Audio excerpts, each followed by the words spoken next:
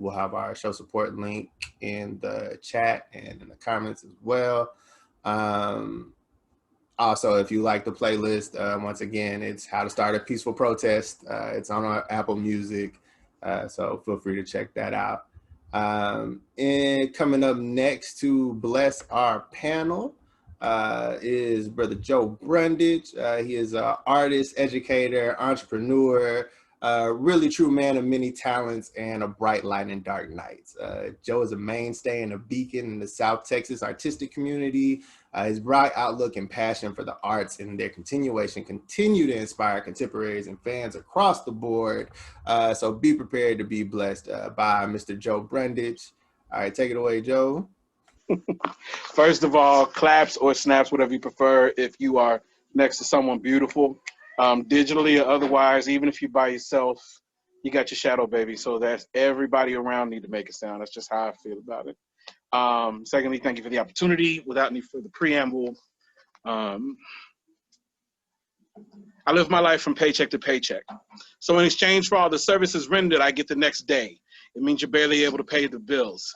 And no matter how many tomorrows I get, they go so fast that before the check comes, all my money is spent. And all I got left to show for it is a kitchen drawer full of yesterdays that I can do nothing with. I have applied for assistance, but you only get help sporadically. It prompts one to stop asking. I gave up on waiting for someone who breathes, bleeds, or fails just like I do. I gave up on waiting for someone else's life to guide me out. I have never been one to wait anyway.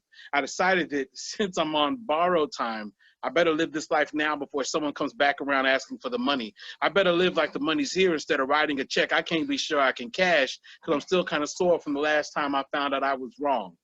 So from now on, all bets are off and nothing is anything anymore. But if you got to know anything about me, then know this. I come from a place of not many but few. I come from a place of no better than you, and that's the last part of this poem that will rhyme.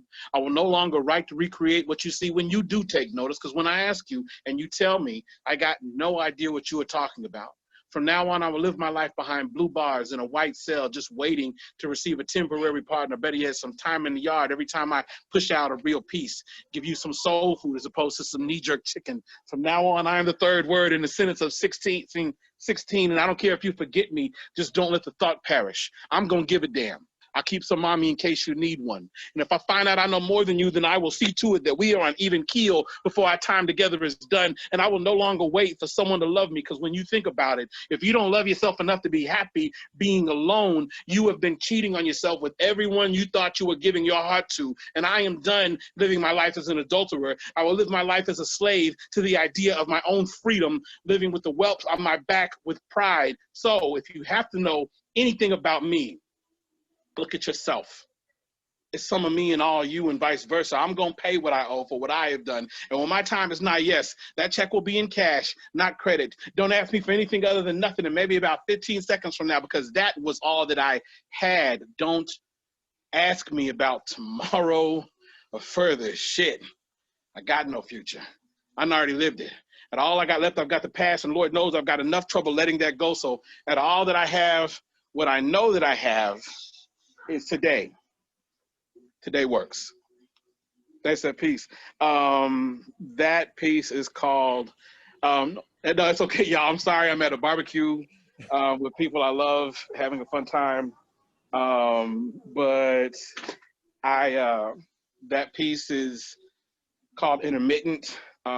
It's basically a poem written for those of us, or should I say all of us, when we go through that point in our life to where those days we were waiting on don't show up, that White House and the picket fence, or that big fancy job you were waiting on, and one day you wake up and everything you thought you were going to have at whatever age you are now ain't there, and you question everything, and one day you just stop questioning and you just live. Maybe you'll do better than you're doing, maybe you won't ever, but you're here now, and that's enough. And that's what that poem is about. This next piece is called Stronger Things. Tell yourself you can't. Tell yourself not today. Say you're not able. You can't afford it. You're too hot. You're too cold, and no one else wants to. I mean, why does it always have to be you? You don't feel right. This Man, this don't even feel right. They're gonna say no, or they're gonna say yes, or they won't say anything, and you'll fail. You'll fail, and they'll laugh, and you'll die. You'll die right there. So just give yourself any reason to avoid or evade. I mean, let's just cite every drawback, cop out, tell yourself anything, and I mean anything, to help you believe you should do nothing, and say it loud enough for me to hear you. So I can call you a liar to your face. So I can grab you by your neck, pull you from the muck and mire of your self-pity, just to wash you with the waters of what I believe, because I think you should end. I think you should die. I feel all your lives should cease. So you can live the life you've held on back order. Like the shoe actually fit. You ain't allergic to the light, baby. You just don't want it on you, and I don't get it, because it's all I've ever seen come out of you. Quit complaining because you don't have the strength, because if that was the truth, you wouldn't hold on to things like you do. You are not a prisoner. You're a warden in a one-person jail, and what's worse, you're a workaholic. Wreak havoc on your hopelessness. Subtract it from the whole of you. Believe a little less in your doubts. You can't say that this is pointless if you don't pick your head up and look where it's pointing. You scream, I love you, and a crowd loud enough for you to hear it and just revel in all that nervous happiness. I believe that is called glowing. You're everything you wish you were. You just don't wish to realize it.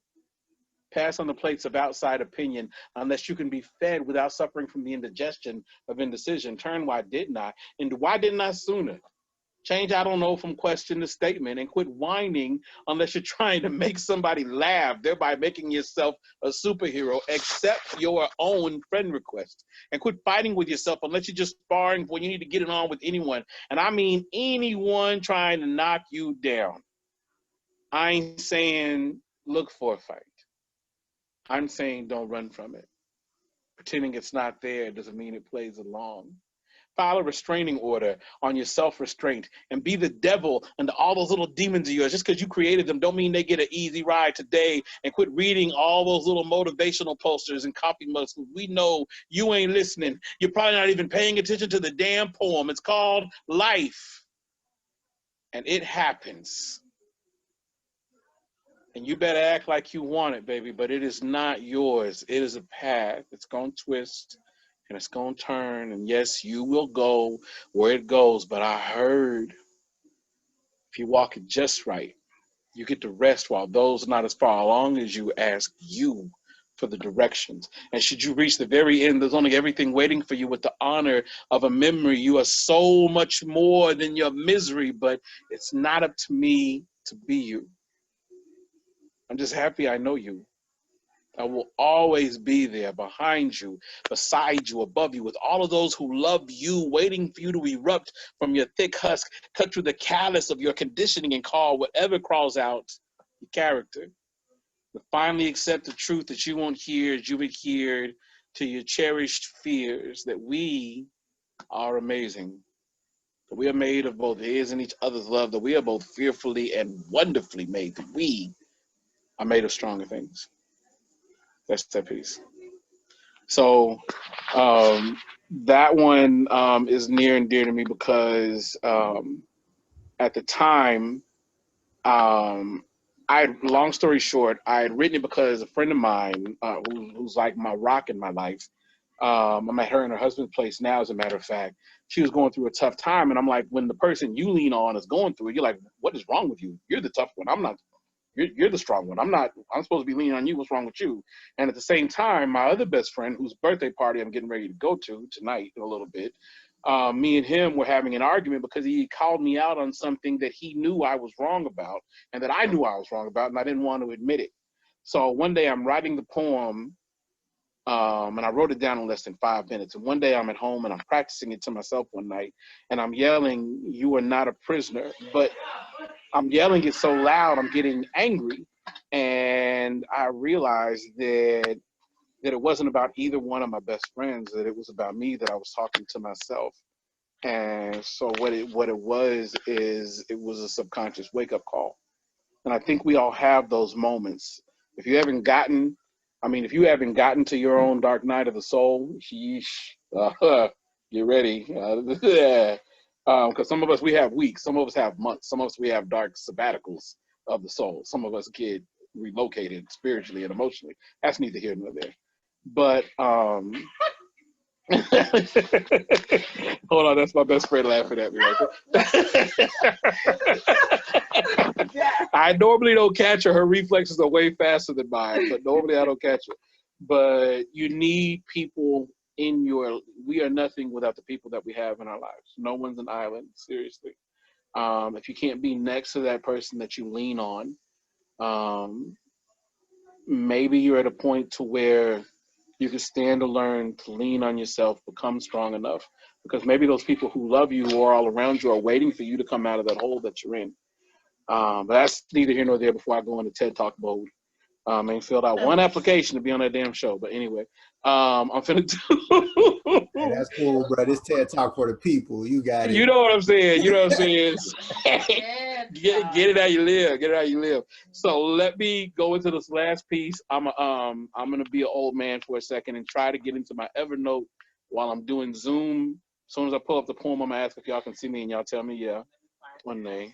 No, actually, this is gonna be. Matter of fact, I'm gonna come in after I do this one, and I'm gonna do a shout out to all y'all because this is the one I wrote about my friends, everybody. Okay. So when I come, I'm gonna introduce y'all to some of the people this poem is about.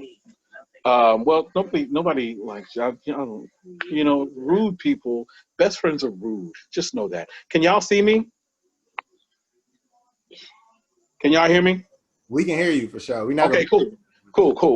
Ignore everything me and my best friend just said. Just know that best friends are rude people. Yeah.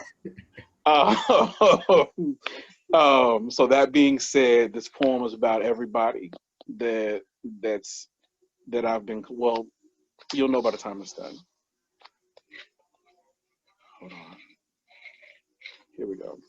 My closest friends are heathens, if not cryptids, aberrations, anomalies, oddities, true kaiju. I mean, Morlocks situated in detached, nonconformist, flower-top thorn factories that do not have to fucking smile for you. Hey. Freaks with razor blade grins, unfettered from your little fetishes, unbound and willingly tied to their freedom, ground-pounding, light-working, earthbound seraphim, sin-soaked saints past and beyond their forgiveness, living only to atone, butterflies that glow in the dark because they had to find their way out somehow. Things that go bump in the night have tea with, monsters with hearts big enough to hold a space for you, know exactly when you need a hug, but know to ask you first. Folks hoping to get their soul back, souls that the devil won't even touch with a 10-foot pole. Folks that got nothing but soul left.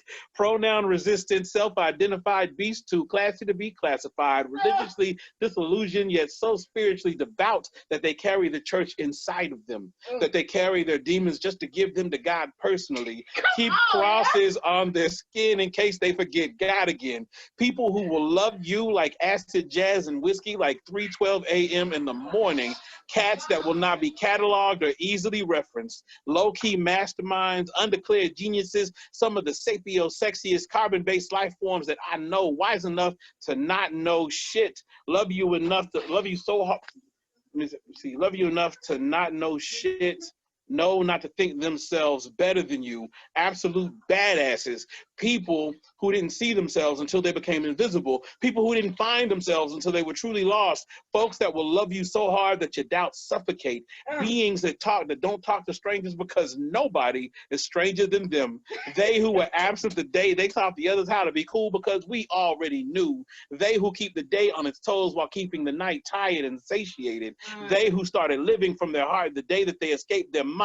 Soldiers born in the shit will toe the line for you, stand with you if not carry you. Warriors that will go to battle for you on any front. Fighters that will let you spout every curse word but quit. Human divining rods dowsing for the best in you, break bread with you because you have nothing if you cannot give. They who outlived the armchair prophecies levied at them became more than the labels levied at them, only to make themselves my heroes when I tell you about my friends. Come on, yeah.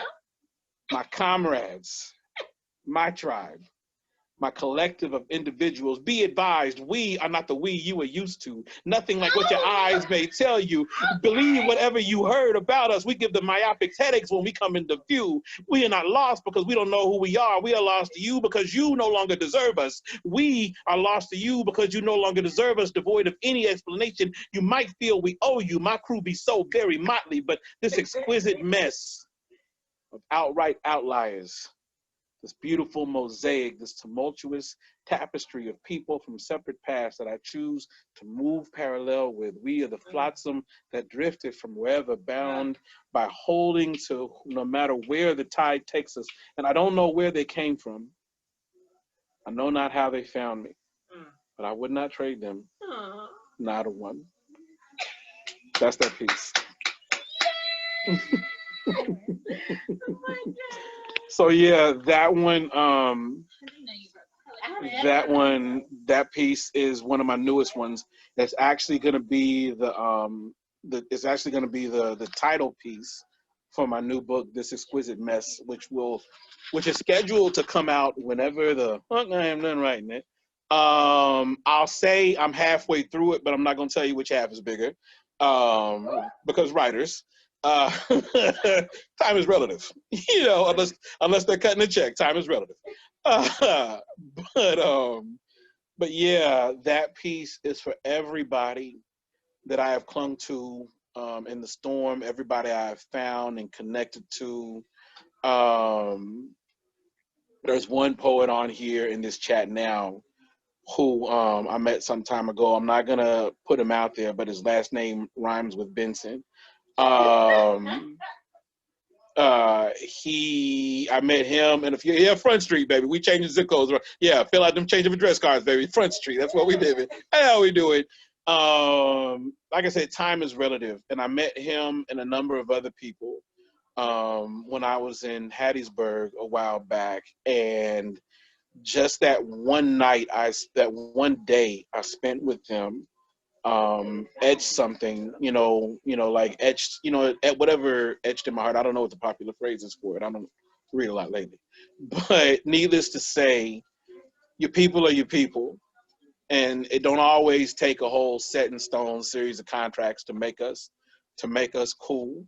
But I'll say that I'm grateful for everyone that I have connected to, because each and every one of you are the people who helped to form who I am. When I was born, that was only half of it. Everybody I met along the way helped me to become who I am. Whether it was 5 seconds, 5 days, or 5 years, or whatever. If we gang, baby, we gang. You know what I'm saying? With that being said, I think that's my work. You can, long story short, because I don't have any of the links with writers, unless we have like an agent or something like that. We don't really have a big website where you can go find all the stuff. Sometimes we do, sometimes we don't. I need to get better at that. But if you Google the phrase element and then the number 615, element 615, all of that is one word. If you Google that, you'll find a few pieces of me out there. And I'll say that much until I put something else out there. But until then, thank you all for letting me share this space with y'all. I literally was waiting for applause right there, like I'm tripping. But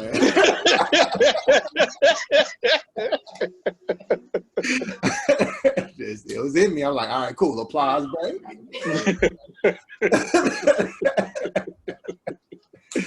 But so behind my camera here are 3 other people, and the whole time you was performing there, it was real.